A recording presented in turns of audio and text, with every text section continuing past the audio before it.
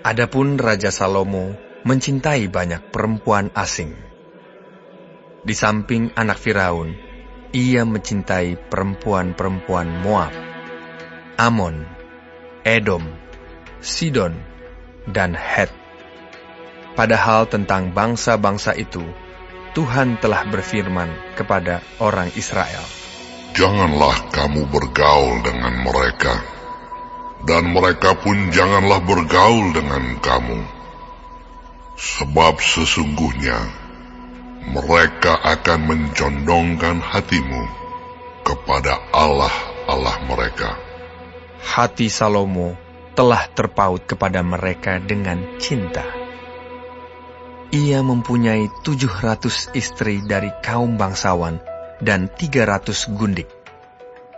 Istri-istrinya itu menarik hatinya daripada Tuhan. Sebab pada waktu Salomo sudah tua, istri-istrinya itu mencondongkan hatinya kepada allah-allah lain, sehingga ia tidak dengan sepenuh hati berpaut kepada Tuhan Allahnya, seperti Daud ayahnya. Demikianlah Salomo mengikuti Asitoret, dewi orang Sidon, dan mengikuti Milkom, dewa kejijikan, sembahan orang Amon. Dan Salomo melakukan apa yang jahat di mata Tuhan, dan ia tidak dengan sepenuh hati mengikuti Tuhan seperti Daud ayahnya. Pada waktu itu, Salomo mendirikan bukit pengorbanan bagi Kamos, dewa kejijikan sembahan orang Moab, di gunung di sebelah timur Yerusalem, dan bagi Moloch, dewa kejijikan sembahan Bani Amon. Demikian juga dilakukannya bagi semua istrinya, orang-orang asing itu, yang mempersembahkan korban ukupan dan korban sembelihan kepada allah-allah mereka. Sebab itu Tuhan menunjukkan murkanya kepada Salomo, sebab hatinya telah menyimpang daripada Tuhan, Allah Israel, yang telah 2 kali menampakkan diri kepadanya, dan yang telah memerintahkan kepadanya dalam hal ini supaya jangan mengikuti allah-allah lain. Akan tetapi, ia tidak berpegang pada apa yang diperintahkan Tuhan.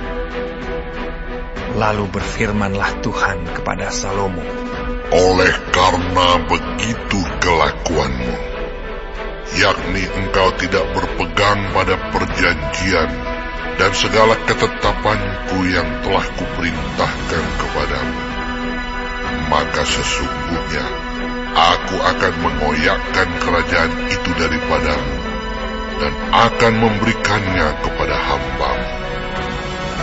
Hanya pada waktu hidupmu ini, aku belum mau melakukannya, oleh karena Daud ayahmu. Dari tangan anakmu lah aku akan mengoyakkannya. Namun demikian, kerajaan itu tidak seluruhnya akan kukoyakkan daripadanya. 1 suku akan kuberikan kepada anakmu oleh karena hambaku Daud, dan oleh karena Yerusalem yang telah kupilih." Kemudian Tuhan membangkitkan seorang lawan Salomo, yakni Hadad, orang Edom. Ia dari keturunan Raja Edom. Sesudah Daud memukul kalah orang Edom, maka Panglima Yoab pergi menguburkan orang-orang yang mati terbunuh, lalu menewaskan semua laki-laki di Edom. 6 bulan lamanya Yoab diam di sana dengan seluruh Israel, sampai dilenyapkannya semua laki-laki di Edom. Tetapi Hadad melarikan diri bersama-sama dengan beberapa orang Edom dari pegawai-pegawai ayahnya, dan mengungsi ke Mesir. Adapun Hadad itu masih sangat muda. Mereka berangkat dari Midian, lalu ke Paran. Mereka membawa beberapa orang dari Paran. Lalu mereka sampai ke Mesir, kepada Firaun, Raja Mesir. Ia ini memberikan rumah kepada Hadad, menentukan belanjanya, dan menyerahkan sebidang tanah kepadanya. Hadad demikian disayangi Firaun, sehingga diberikannya kepadanya seorang istri, yakni adik istrinya sendiri, adik permaisuri Tahpenes. Lalu adik Tahpenes itu melahirkan baginya seorang anak laki-laki, Genubat namanya. Dan Tahpenes menyapih dia di istana Firaun, sehingga Genubat ada di istana Firaun, di tengah-tengah anak-anak Firaun sendiri. Ketika didengar Hadad di Mesir bahwa Daud telah mendapat perhentian bersama-sama dengan nenek moyangnya, dan bahwa Panglima Yoab sudah mati juga, maka berkatalah Hadad kepada Firaun, "Biarkanlah aku pergi ke negeriku."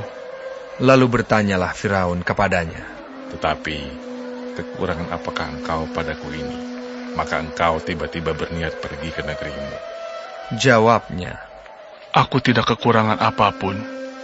Namun demikian, biarkanlah juga aku pergi." Allah membangkitkan pula seorang lawan Salomo, yakni Rezon bin Eliada, yang telah melarikan diri dari tuannya, yakni Hadadezer, Raja Zoba. Ia mengumpulkan orang-orang, lalu menjadi kepala gerombolan. Ketika Daud hendak membunuh mereka, maka pergilah mereka ke Damsyik. Mereka diam di sana, dan disitulah mereka mengangkat Rezon menjadi raja.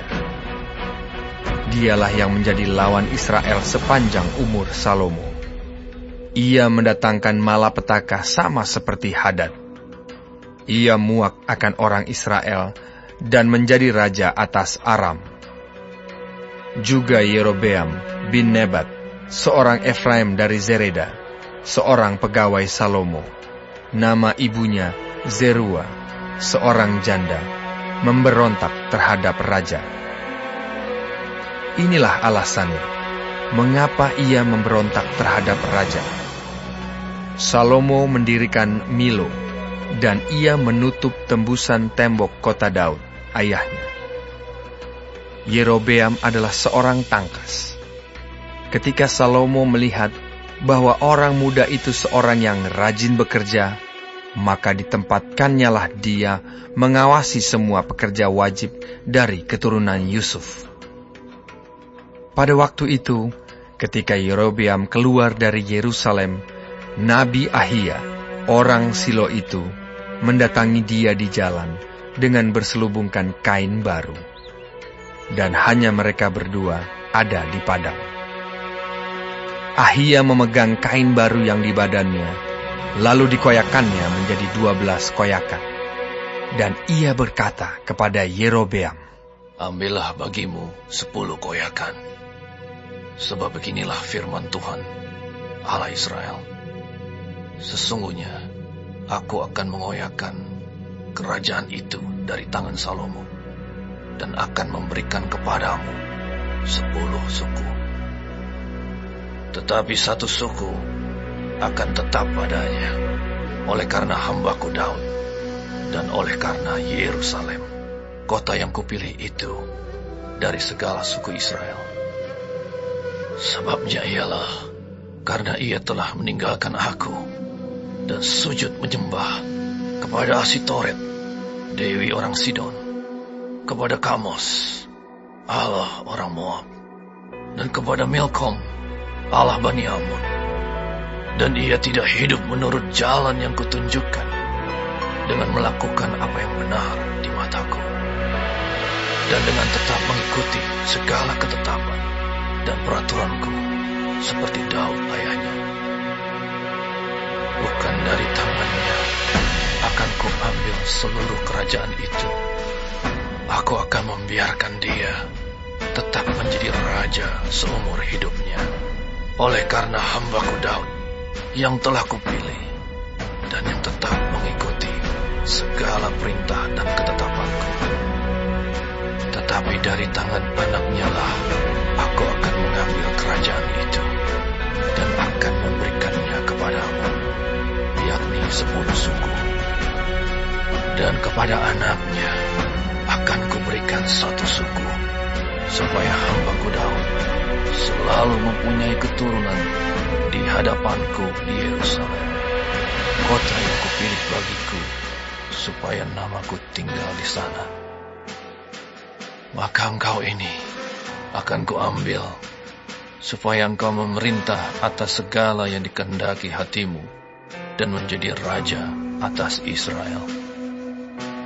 Dan jika engkau mendengarkan segala yang kuperintahkan kepadamu, dan hidup menurut jalan yang kutunjukkan, dan melakukan apa yang benar di mataku, dengan tetap mengikuti segala ketetapan dan perintahku, seperti yang telah dilakukan oleh hamba-Ku Daud, maka aku akan menyertai engkau, dan akan membangunkan bagimu suatu keluarga yang teguh, seperti yang kubangunkan bagi Daud, dan aku akan memberikan orang Israel kepadamu.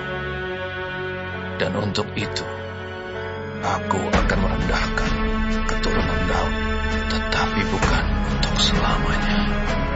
Lalu Salomo berikhtiar membunuh Yerobeam, tetapi Yerobeam bangkit dan melarikan diri ke Mesir, kepada Sisak, raja Mesir, dan di Mesirlah ia tinggal sampai Salomo mati.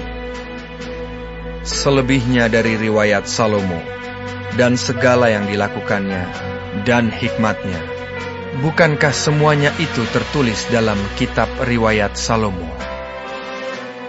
Lamanya Salomo memerintah di Yerusalem atas seluruh Israel ialah 40 tahun.